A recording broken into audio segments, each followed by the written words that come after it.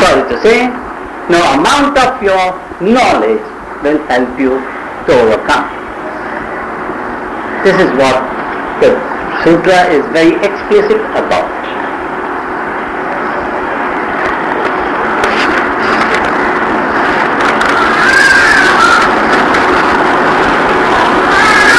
Book 4.4. The I am consciousness, that means awareness. This is the place and the ladder of inner evolution. And besides the thinking instrument and the psychic nature, every organ, nerve, muscle and center will also have the same structure and combination of qualities, which in turn will force an individual to act accordingly. How does the sutra read? The I am consciousness is responsible for the creation of organs through which the sense of individuality is enjoyed. As you are born with certain physical disabilities or a perfect physical form but certain mental deficiencies, or a perfectly functioning brain but with an immoral structure, or finally no spine, no backbone. That means mental and physical inertia. I want to do it, I'll start tomorrow at 4 o'clock. Tomorrow and 4 o'clock never comes. You see? These are our inabilities. These are our weaknesses. And if you think that you have strong willpower, you can try. The stronger willpower cracks like a biscuit, like a cream cracker biscuit, the easiest biscuit to crack. So, the sutras are clear in telling you that your knowledge won't help you, your willpower won't help you. There is a special direction in which you have to go. And you have to do certain specific practices. Because the greatest blessing you have been given, that you have been born as a human being. And as a human being, you have been given the right to be a God in existence. That is what you have been given. Now what is preventing us is ignorance of that fact and ignorance of the steps to be taken. Yoga Sutra specifically shows this. Get my point? Why we are so much attached to Yoga Sutra?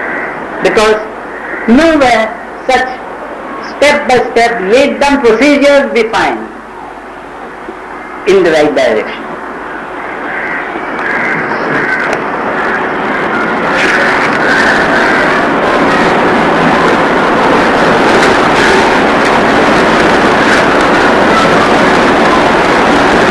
Book 4.5. What does Book 4.5 say?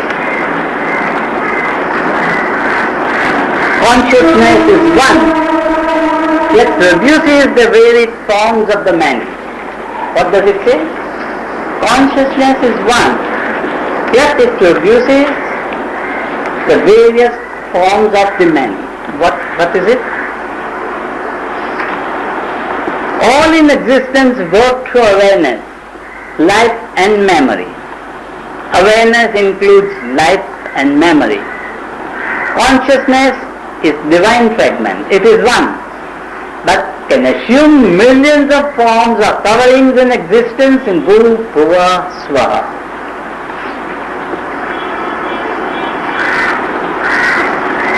Book 4.9. This sutra is not properly understood. Nothing will be clear in future. However much one may read or hear, here is shown the process of thought formation for human beings. Now, what does the sutra read like?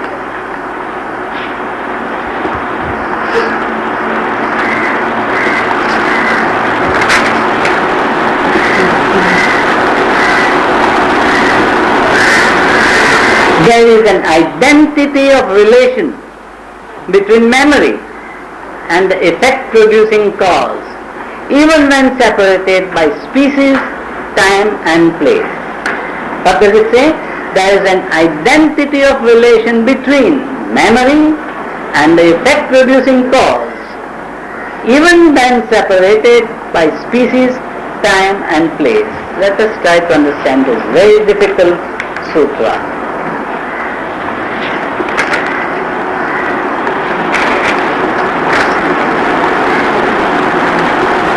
Page 3, last paragraph. Memory is held in the subconscious part of the rear brain.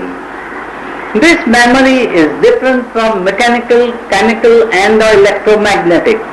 It is even different from the memory of the human race as a whole. This memory forms sanskar and is able to fulfill destiny.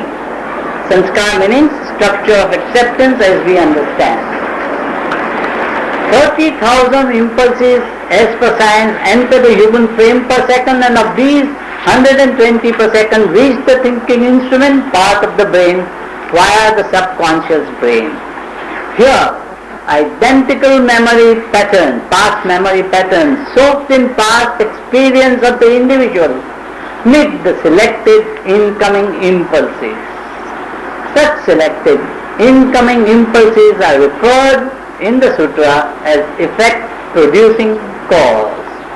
Our reaction and action due to this make us behave in a particular manner, and this in turn form our future sanskar. What this sutra emphatically states is that even if one runs away from normal life to the Himalayas or to an ashram, or even if one is born in a different galaxy, it matters not. And even after a long period of time, for anywhere in the entire universe, those impulses will reach and identical memory patterns one will have to face, and the required result will follow. Ignorance of this fact is to be removed, and needful must be done regarding sanskar. This is the second main obstacle and or hindrance for the individual or for the race. The three universes form the land of avidya. Then we go to 410 Sutra. What does it say?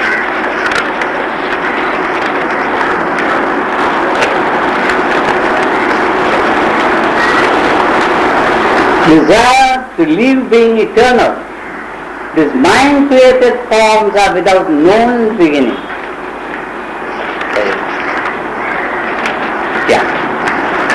Our journey starting with Swaha, Bhuva, Bhu in involution, and our going back home or evolution or eternities. And so each form is mind-created due to sanskar held in the subconscious and are without known beginning.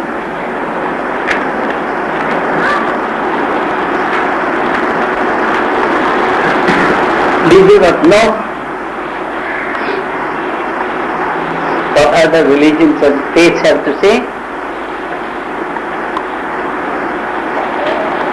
The creation of the world and creation of the human being according to different faiths and different religions have been stated in different manner. But in the Shastras, they are stated in very detailed form.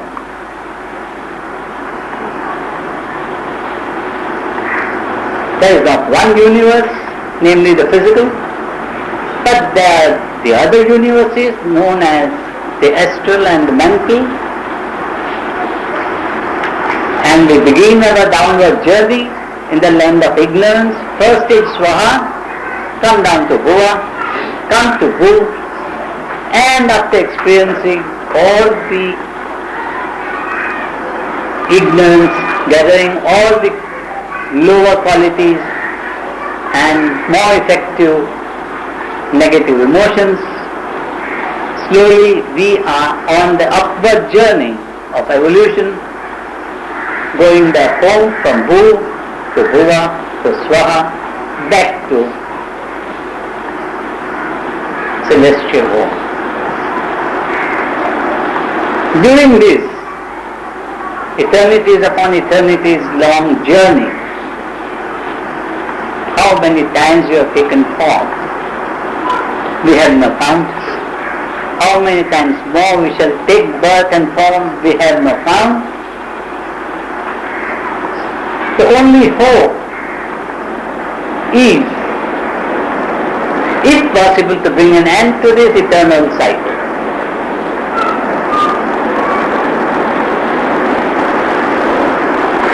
When we live this present life, due to various circumstances, due to various environments, we act, we wish, we are hurt, we are joyful. All this happens to us, and we create the possibility of another life with a suitable form to face in that life what we have created and added in this life. That is the basic philosophy of the Shastras. But it says that you need not go through this slavery endlessly. That there is a method, that there is a choice with you, there is a method, if followed. You can slow down, you can cut short through a few more incarnations to enter your celestial home again. This is a hope, this is a hopeful message, because it is here only that we are not left to the choice of God's will. If there is a choice of God's will, then we don't know when. If the choice is with you, and if you are able to take those steps, and if you are able to force the energy into your life to take those steps, the hope is that you can enter through the door your celestial home.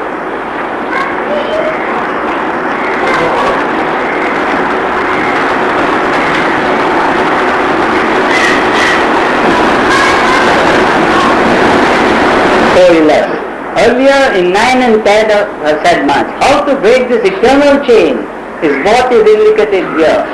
Create and hold together, 9 and 10 show that these create and hold together and repeat mainly because all life is outgoing, including brain and senses, because external objects keep attracting. This chain can break or is destroyed only if one can develop the technique of inward perception, not visualization. Because of 9 and 10, we have our past and our present, and accordingly we'll have our future, and this is no illusion. But as stated in 9, 10 and 11, the past has given our present form and capacity, and our conscious effort will create our future form and capacity. Sanskar held in the unconscious part of the rear brain and are, as stated, developed characteristics that are like latent seeds to sprout and grow in the future. This chain is to be destroyed consciously by unceasing efforts. All these, in other words, amount to blocks in our body-brain system and body-manas system.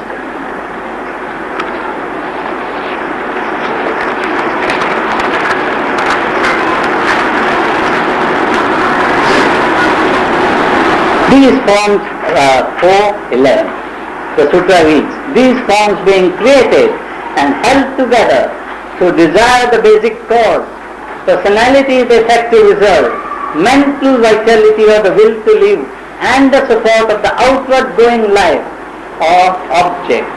When these cease to attract, then the form cease likewise to be.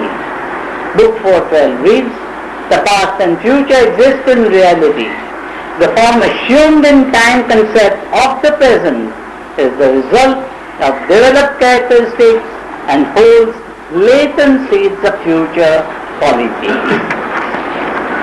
And the last road sign, 27. This is the warning as the last sutra among the pointer road sign sutras.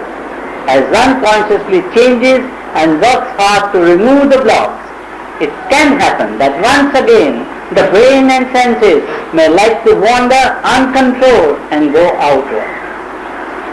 If one were to follow these road signs correctly, one may come to the closed doors. What does the sutra read?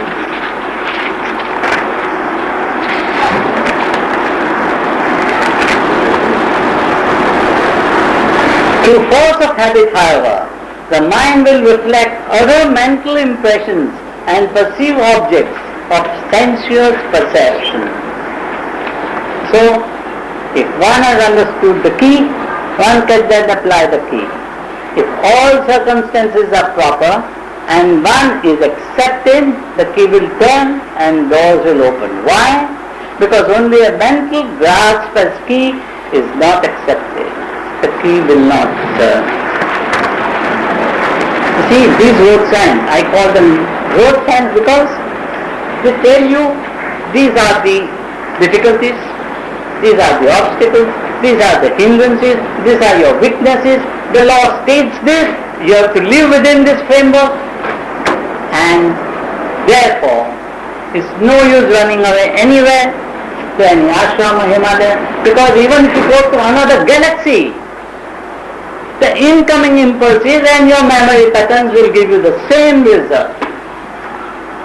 Therefore, understand what your memory patterns want to do, understand what the incoming impulses want to do, and according to certain practices come to a state whereby you have a clear perception of the next step you have to take and not suffer the unnecessary pain and repetition of life. This is the second part of Yoga Sutra, the road signs. We shall go into detail, but unless we know the road signs, we will not know where to see those closed doors that keep us out of our own celestial home. You get that point? That means the sutras clearly say there is no hell, there is no heaven, there has been your celestial home, you are in exile, you want to go back, you are roaming in the forest, you want to go back, and whilst going back there are certain things you have to do, there are certain illusions you have to understand, you have to take certain steps, certain practices, reach the door, open the door, walk into your celestial home, which is your heritage. No gift, it is your own earned state. Because you were and are divine fragments.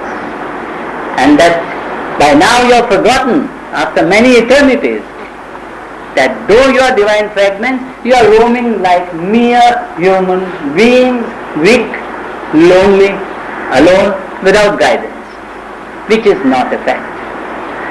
You are not weak, you are divine fragments. There is a way to go about, you have to do certain things, go home, get your heritage. You get the second part of the Yoga Sutra. That you are in the forest. All the Shastras you have seen in Ramayana and Mahabharata, they talk about many years of forest life, where you are roaming in the forest. You have left your kingdom. Ultimately you return back to your kingdom. There is only one thread, similar everywhere. It might mean 14 years of Rama or 14 years of the Pandavas. It is immaterial. It means every human being is in exile, is in the forest, is roaming, has left his kingdom and is going back to his kingdom.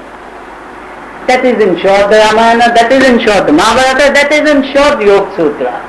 But The Ramayana and Mahabharata remain philosophies. And Yoga Sutra gives practical steps to tell you that not only it's your right to enter your kingdom, this is the way to enter. The practical help that we can receive from Yoga Sutra compared to Ramayana and Mahabharata, which may be huge volumes. These are only 195 sutras that you can collect in about 6 or 7 footsteps. But they give you absolute, practical, approachable steps. If taken, your choice. It is not God's choice, it is your choice. It is not my choice, it is your choice. Because after yearning for this, after hearing from me, after being told repeatedly to practice, you might still do nothing. And your choice is final. If you don't want to do anything, God even can't make you do anything. That is yours. And in most cases, normally, 99.99, we always enforce our choice. I don't want to do it. See? Like that boy was asked at school to repeat the commandments. The teacher asked him, how many commandments there are, Johnny?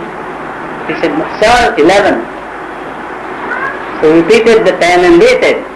Yes, Johnny, what is the 11? Thou shalt not obey these commandments.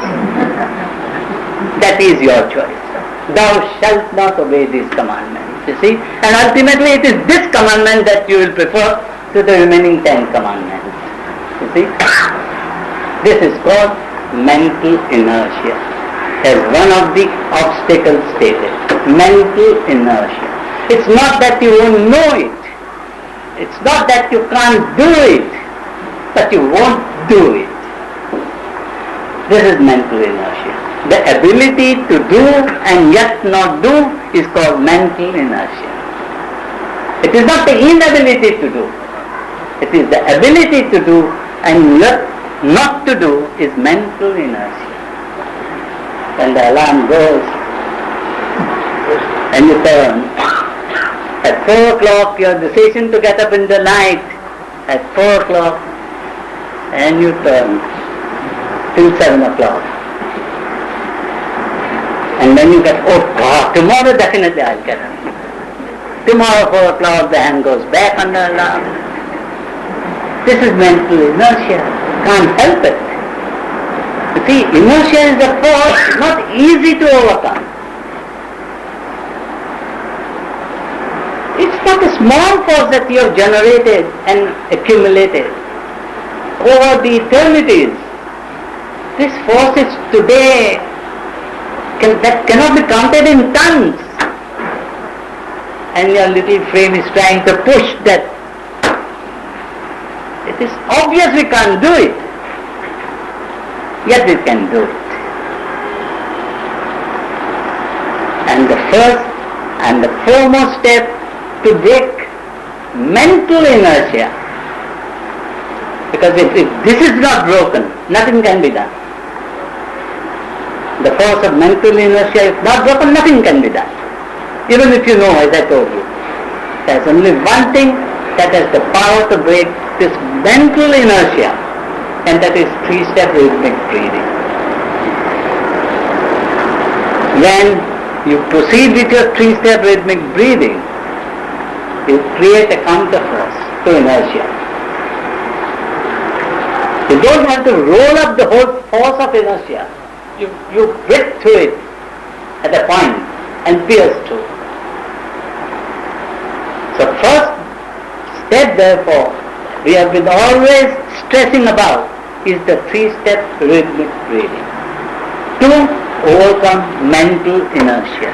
If you don't do that, all the wisdom of the world is useless.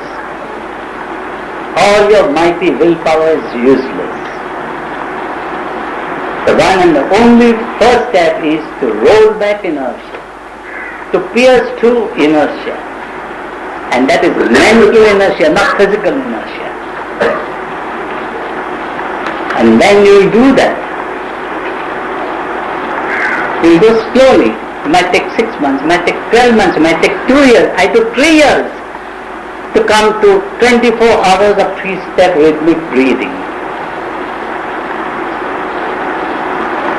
I took 3 years at a very, very impressionable age of 7 to 10. You people have grown up. You have accumulated a lot of things which you have to unlearn, which is the second biggest obstacle after inertia. To learn is easy, to unlearn is the most difficult thing. Because by learning you have come to certain convictions, now you have to tear down those convictions. And your inner state will be exactly what is happening in Russia today. The huge communist build-up, your mental inertia, has to be broken down totally. And it is not easy. The communist power is not easy, and yet today it stands broken.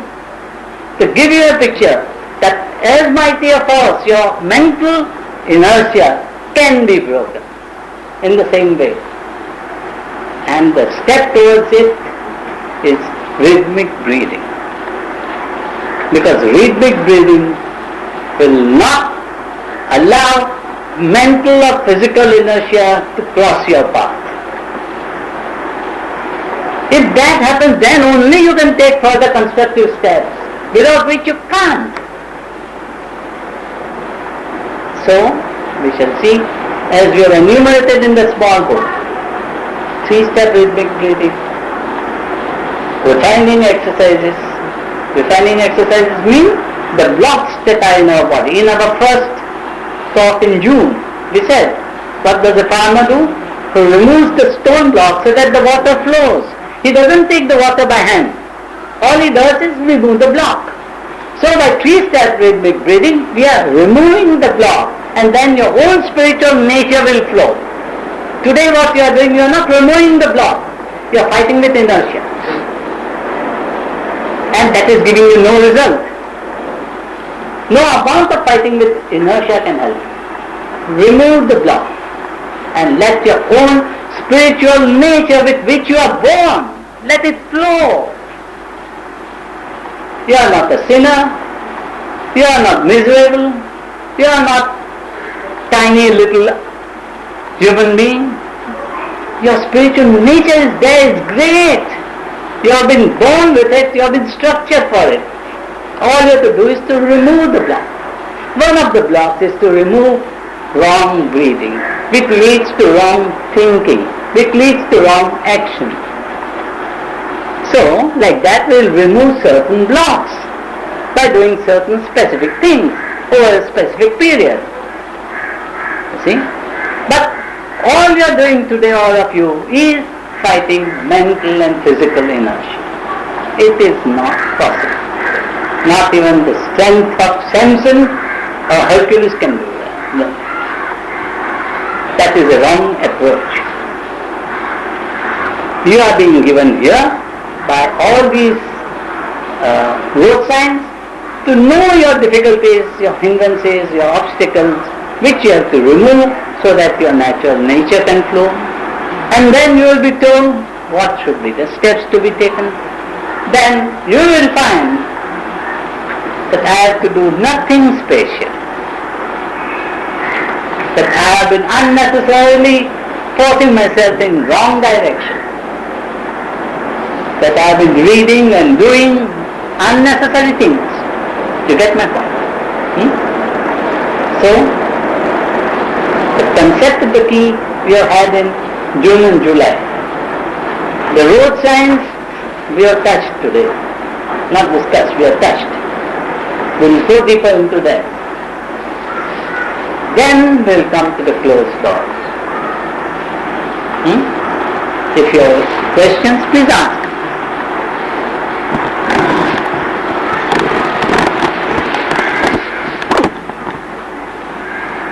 Is there this closed door or is it an illusion? Is this the closed door or is it to be opened or is it an illusion again? Door Very good not question. closed. Very good question. Are the doors closed or closed door itself is an illusion? Very good question.